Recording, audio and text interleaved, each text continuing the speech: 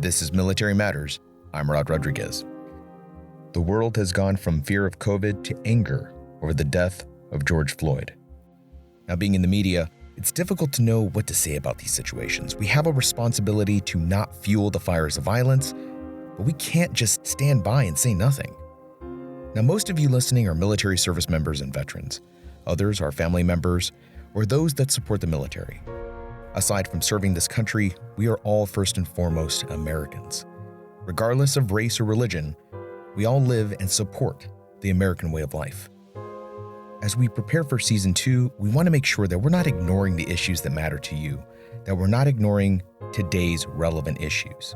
So we're going to talk about the possibility of active duty troops being used to combat riots. This is a sensitive topic, and I want to preface this with a few things. First, I'm not a lawyer. I reached out to JAG and the DoD, got nothing. No one wants to go on the record to talk about the legal issues behind using something like the 82nd Airborne Division.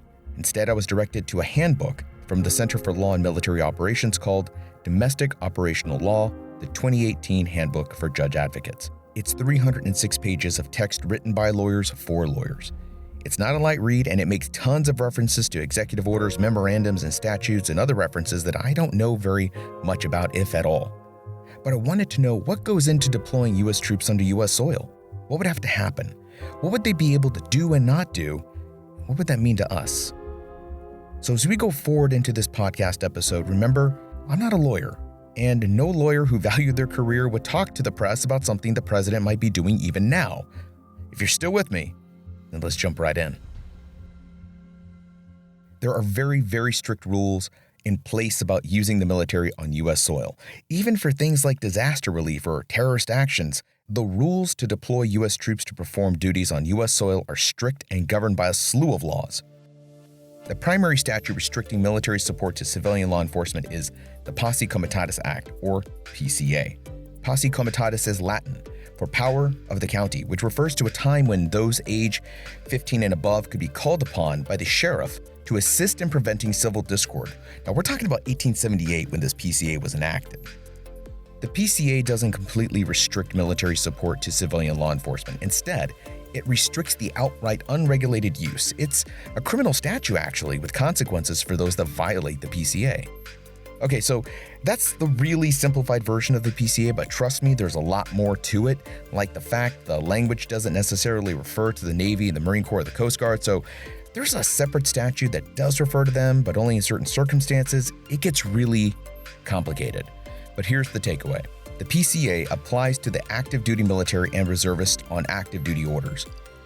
It applies to the National Guard only if they're on Title 10 duty status. Title 10 duty status means federal status. Then they too are subjected to the PCA. If the National Guard is on state orders from the governor, they do not fall under the PCA. So there are only a few ways that the military can be used in conjunction with the PCA to work with or assist civilian agencies within the U.S. The one we're going to focus on are the rules around civil disturbances. This revolves around the Insurrection Act, a federal law enacted in 1807 that governs the ability of the president to deploy military troops within the U.S. to suppress civilian disorder, insurrection, and rebellion. The Insurrection Act provides the exceptions to the PCA that allow for the use of military forces to repel insurgency, domestic violence, or conspiracy that hinders the execution of the state or federal law in specified circumstances. Now, there are quite a few other statutes and authorities other than the Insurrection Act that allow for the military to participate in law enforcement, but that's the one we're going to focus on for right now.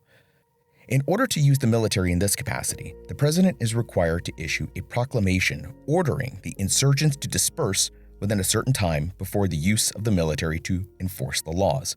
President George H.W. Bush made such a proclamation during the Los Angeles riots of '92. What's interesting to note here is that the DoD used to define civil disturbance as group acts of violence and disorders prejudicial to public law and order, and you'll find that definition in a lot of other statutes and laws. But apparently, that definition no longer exists for the DoD. Today, the DoD classifies civil disturbances as a type of domestic emergency.